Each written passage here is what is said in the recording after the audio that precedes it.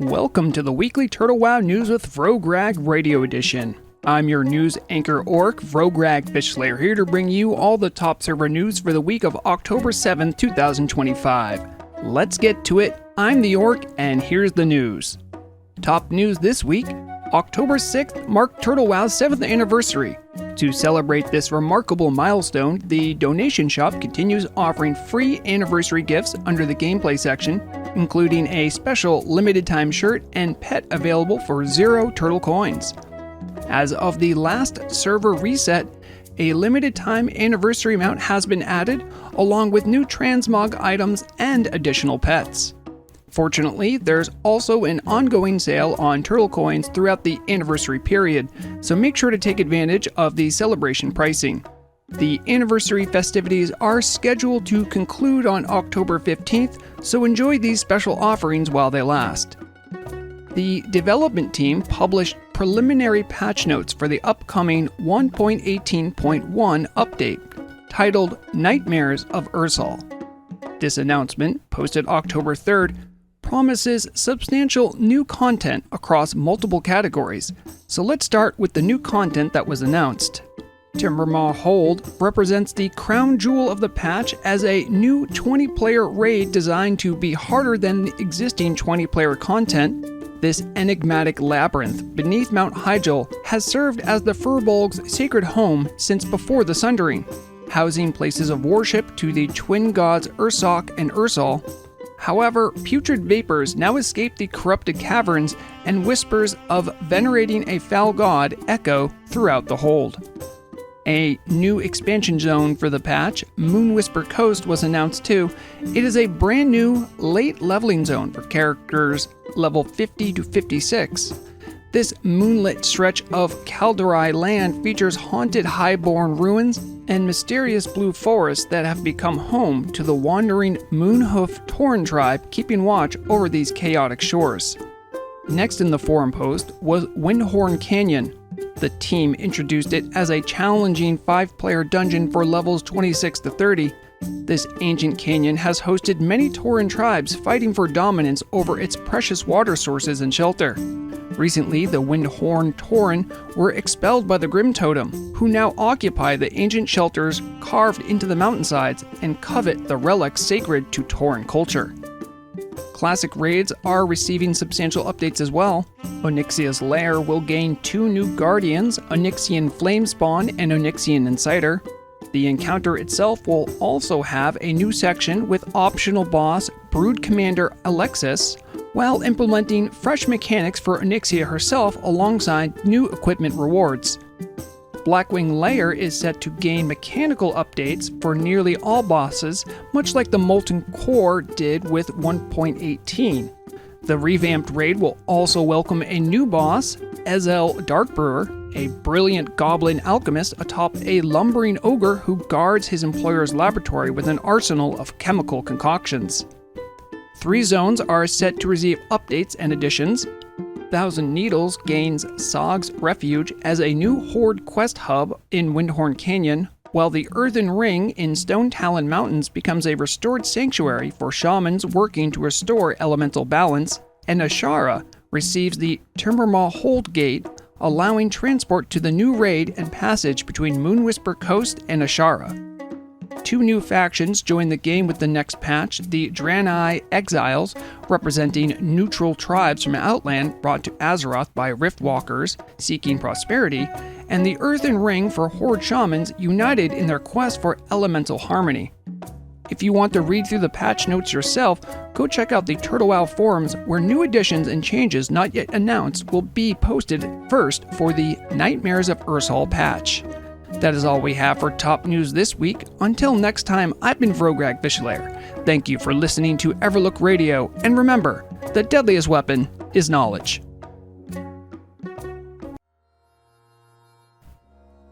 Welcome to Market Watch Radio Edition for the week of October 7th, 2025. I'm your market analyst, Vrograg Fishslayer. All our data is gathered from numbers provided by WowAuctions.net, the industry leader in auction house reports.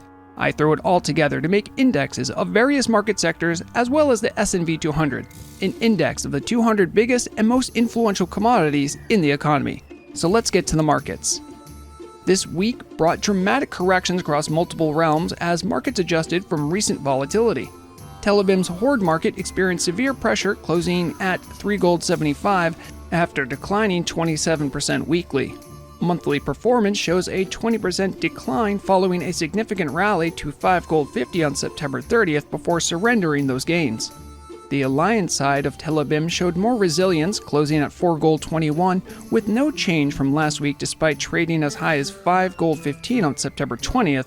Monthly performance reflects a 13% decline, though stabilization this week suggests the worst may have passed. Nordanaar demonstrated characteristic stability with only 3% weekly losses, closing at 7 gold 62 with minimal movement. Monthly performance shows a 10% decline as September proved volatile, though market fluctuations have moderated considerably in recent weeks. Ambershire continues reeling from the molten core release spike, losing 24% weekly to close at 3 gold even. Monthly performance reflects a 20% decline, and even excluding the spike of over 8 gold on September 26th, the market remains sluggish, though trend lines suggest potential future growth. Turning to sector analysis, Nordanaar's enchanting market has been gaining remarkable momentum, climbing 37% over the past 60 days, driven by a convergence of factors. Greater Nether Essence has surged 71%, Nexus crystals have gained 12%, and golden pearls have skyrocketed 158%. This covers the 3 primary enchanting revenue streams: disenchanting uncommon items from lower-tier dungeons, guild sales of disenchanted epics, and traditional farming of enchanting reagents. These escalating prices demonstrate players' increasing willingness to pay premium rates for needed materials and the convenience of immediate availability. Nordanaar enchanters can capitalize significantly by monitoring auction house supply levels and strategically offloading inventory when conditions are favorable. Meanwhile, Ambershire's fishing market has established itself as an early success story, climbing 24% in the earliest month for which MarketWatch has data. Several species are driving this trend, with raw knifefin up 25% thanks to its use as the best MP5 food available. Stone-scale eel has surged 41% due to demand for defense flasks, elixirs, and potions. Most surprisingly, Dark Claw Lobster has exploded 200% to approximately half a gold per unit. This crustacean provides some of the highest stamina and spirit food available and serves as premium pet food for hunters' companions. As Ambershire matures with expanding raiding populations, interest in these fish will only intensify. If you're on Ambershire seeking gold for your first mount, consider leveling fishing to catch this wave of price increases, or, at minimum, avoid paying premium rates. For now, that's all the time we have for this week's Market Watch. I hope you found some of the information here useful. Make sure to use wowauctions.net for all of your own market research. Remember to keep an eye on your coin, otherwise someone else will for you. Back to your regularly scheduled program. Welcome to the Turtle Wow News' Community Bulletin Radio Edition. I'm your host, Vrograg Fishslayer, here to bring you all the community news and updates on events going on in your community, for the player and by the player, for the week of October 7, 2025. Last Sunday, I hosted Azeroth's Next Top Mogel competition, and I'm thrilled to congratulate Myron as the grand prize winner, taking home a whopping 1,655 gold for their stunning appearance. The event took place in the cliffside wilds of Grim Reaches and featured 20 participants showcasing what fashion means on Turtle WoW. Special thanks to the roleplay GMs who graciously created a beautiful stage setup, and the generous donors who contributed to the prize pool, especially Feronia, who provided a staggering 3,000 gold. A VOD of the event is available for viewing in the Turtle WoW content channel. Make sure to watch the event channel in the Turtle WoW Discord to catch future events I organize, along with many fantastic offerings from other community members. By the time you hear this broadcast, the big anniversary radio DJ show will likely have concluded. As I write this script, I can confidently say the DJs of Everlook Broadcasting prepared a very special celebration for their devoted Turtle WoW listeners. All 3 EU realms featured special stage areas just outside of Booty Bay where the DJ party was hosted. The marathon broadcast also debuted 3 new DJs joining the radio team. DJ Crustman, Kondo, and Whiskey. Thanks to this extended celebration, no special DJ broadcasts are scheduled for this week. To catch future live DJ sets from both established and new talent, keep an eye on the radio news announcement channel in the Turtle Wow Discord. Looking ahead to upcoming events, the Fight for Arathi Basin continues Telebim's narrative PvP storyline this Wednesday, October 9th. Following months of conflict stemming from the failed horde attack on Airy Peak, both factions compete for resources in Arathi Basin. Foreman Mortis seeks materials to rebuild Terran Mill, while Griffin Master Talanax calls for Alliance forces to prevent horde territorial gains. Participants join Arathi Basin battlegrounds and upload scores to the general Telebim Discord channel for tallying. The Pig and Whistle Bar Meetup takes place Wednesday, October 8th at 1 a.m. server time in Stormwind's Old Town.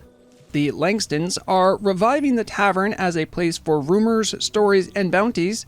The Undergang faction is recruiting on Nordanaar for those with sufficient greed and ambition. Participants can share rumors, plot hooks, or bounties for mercenaries seeking coin. Whisper Carlton for invitations, and note that Horde attendees must carefully avoid hostile NPCs. The Horde Military Summit convenes Friday, October 11th at 8 p.m. server time at Steep Cliff Point in Terracefall Uplands. This formal diplomatic gathering brings together faction leaders and military representatives for discussions of shared threats and mutual strategy. The event features an RP walk through Terracefall regions, opportunities for alliance building, and symbolic renewal of mutual support pledges.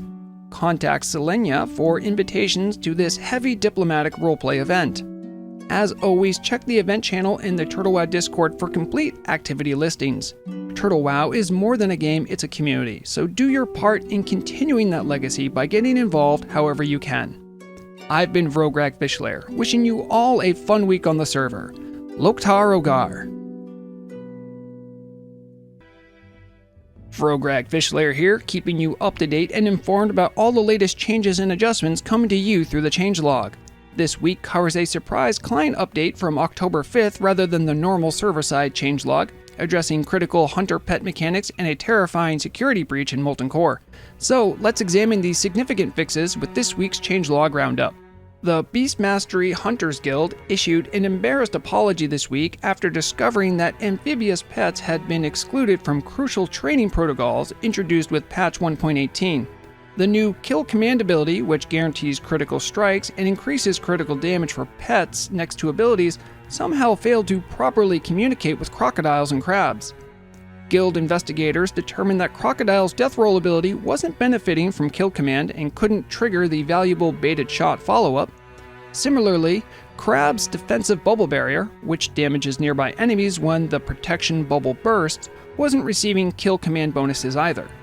After extensive investigations, trainers discovered the root cause.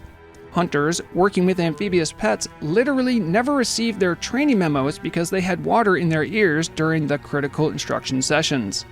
Special waterproof training materials have been distributed to all hunters specializing in aquatic and semi-aquatic companions, ensuring proper ability synergy going forward. However, the week's most disturbing development involved a devastating terrorist attack perpetrated by a Twilight Hammer cultist working in league with Baron Geddon. The tragedy occurred when a malicious actor deliberately accepted Baron Geddon's living bomb debuff during a Molten Core encounter, then immediately used their Hearthstone to teleport to Goldshire Inn. The living bomb, which explodes after 8 seconds, dealing massive fire damage to the target and nearby allies, detonated in the crowded inn, killing several innocent hardcore bystanders who had no connection to the raid whatsoever.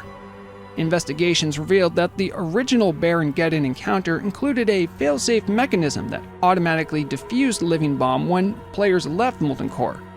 However, the 1.18 revamp of boss mechanics inadvertently removed this critical safety feature, creating a vulnerability that the Twilight Hammer cultists exploited with devastating consequences.